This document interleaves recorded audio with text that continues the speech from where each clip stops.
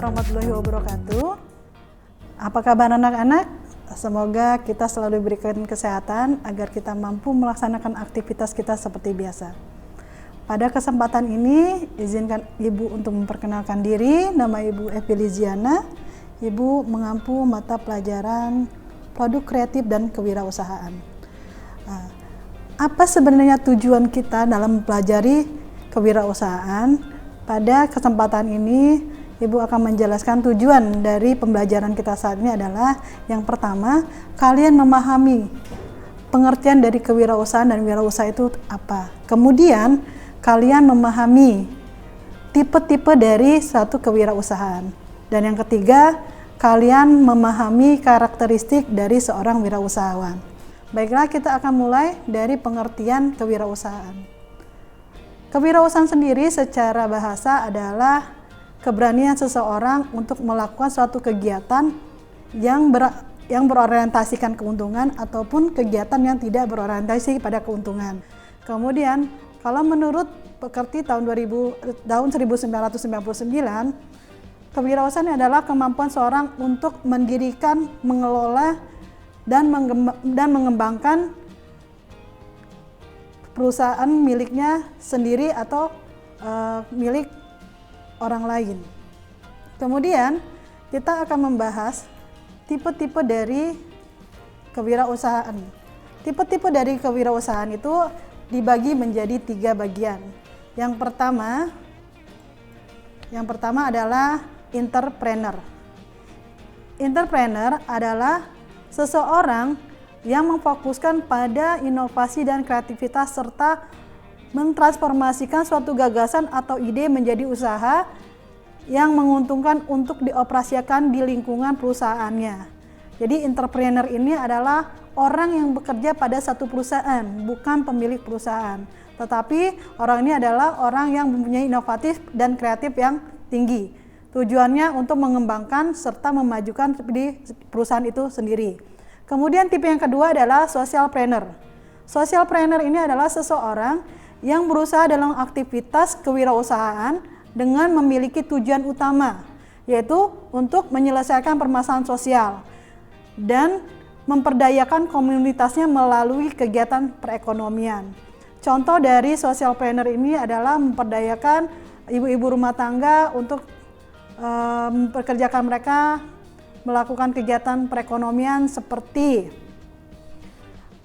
membuat rangkaian bunga, kemudian mendaur ulang sampah. Itu adalah contoh-contoh dari kegiatan socialpreneur yang dilakukan oleh seseorang. Tujuannya adalah memperdayakan orang-orang sekitarnya untuk bisa menghasilkan ekonomi atau menghasilkan keuntungan atau bisa memperbaiki perekonomian mereka. Kemudian tipe yang terakhir adalah tipe technopreneurship. Technopreneurship ini adalah kegiatan kolaborasi antara bidang usaha dan penerapan teknologi sebagai instrumen pendukung dan sebagai dasar dari usaha itu sendiri. Jadi dengan kata lain, technopreneurship ini adalah proses menciptakan suatu usaha dengan menggunakan media teknologi. Contoh, kita bisa melakukan proses produksi dari awal dengan menyisipkan teknologi tertentu agar produk yang kita hasilkan dapat lebih mendapatkan nilai jual. Contohnya kalau di bidang jasa, pada saat pemasaran, apalagi kita di bidang industri pariwisata, promosinya menggunakan media internet. Itu adalah salah satu contoh dari technopreneurship. Jadi di pemasarannya menggunakan teknologi sebagai alat pemasaran, tidak hanya melalui brosur atau melalui selebaran, tetapi kita juga melalui media internet atau media komunikasi yang lain sehingga promosi yang kita keluarkan itu bisa diterima dengan luas oleh masyarakat. Kemudian kita akan membahas tentang tipe-tipe atau karakteristik dari kewirausahaan itu sendiri. Apa saja sih sebenarnya sifat yang harus dimiliki oleh seorang wirausahawan? Yang pertama adalah kemampuan mengenal kemampuan usahanya.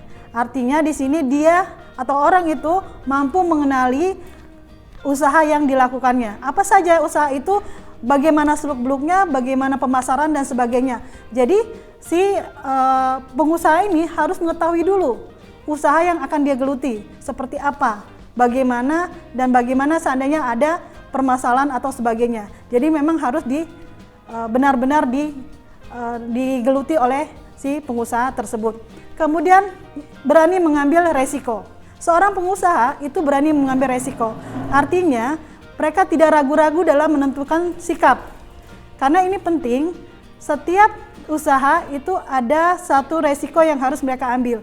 Tetapi bagaimana caranya agar resiko yang didapat itu bisa diminimalisir, artinya diperkecil resiko tersebut. Dan itu harus benar-benar seorang entrepreneur yang benar-benar bisa melakukan hal tersebut. Kemudian memiliki kreativitas yang tinggi. Kenapa di sini harus memiliki kreativitas yang tinggi? Karena saingan kita itu sangat banyak. Kita melakukan satu usaha, tetapi orang lain pun ada yang melakukan usaha yang sama dengan kita. Artinya di sini kita harus bisa bersaing dengan pengusaha-pengusaha lain atau saingan-saingan kita agar kita masih bisa bertahan di industri tersebut. Kemudian yang keempat, memiliki kemampuan berinovasi. Nah, inovasi ini sangat penting karena barang atau jasa yang kita akan tawarkan kalau hanya berisi hal-hal biasa itu tidak akan menarik perhatian oleh konsumen. Kita harus mempunyai inovasi agar barang atau jasa yang kita tawarkan ke mereka itu mendapat tempat di hati mereka sehingga mereka mampu atau mereka berkenan untuk membeli atau memiliki barang atau jasa yang sudah kita tawarkan.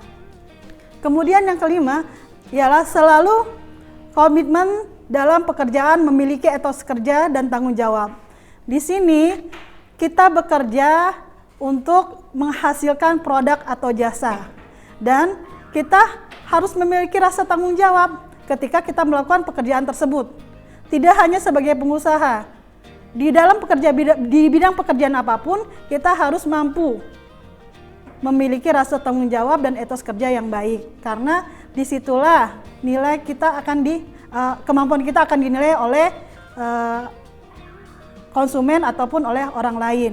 Ketika kita tidak bertanggung jawab terhadap pekerjaan atau terhadap suatu barang yang sudah kita hasilkan, maka kepercayaan konsumen terhadap kita pun akan berkurang dan mereka pun akhirnya tidak akan memilih produk kita lagi. Kemudian yang keenam, memiliki jiwa kepemimpinan. Ini sangat penting karena akan memimpin atau akan mengkoordinasikan berbagai lini di dalam suatu perusahaan atau di dalam suatu proses pembentukan jasa. Jadi seorang jiwa pemimpin itu sangat diperlukan untuk mengambil suatu keputusan. Yang terakhir adalah mandiri dan tidak tergantung pada orang lain. Nah, semua yang kita kerjakan kita memiliki motivasi sendiri dan kita juga memiliki tanggung jawab terhadap pilihan kita atau terhadap apa yang sudah kita tentukan. Jadi kemandirian dan kemampuan diri sendiri itu sangat penting untuk kita melakukan suatu usaha dalam memproduksi jasa ataupun barang yang akan kita berikan kepada konsumen. Baiklah, sampai di sini dulu pertemuan kita hari ini. Kita akan lanjutkan kepada pertemuan berikutnya. Terima kasih. Assalamualaikum warahmatullahi wabarakatuh.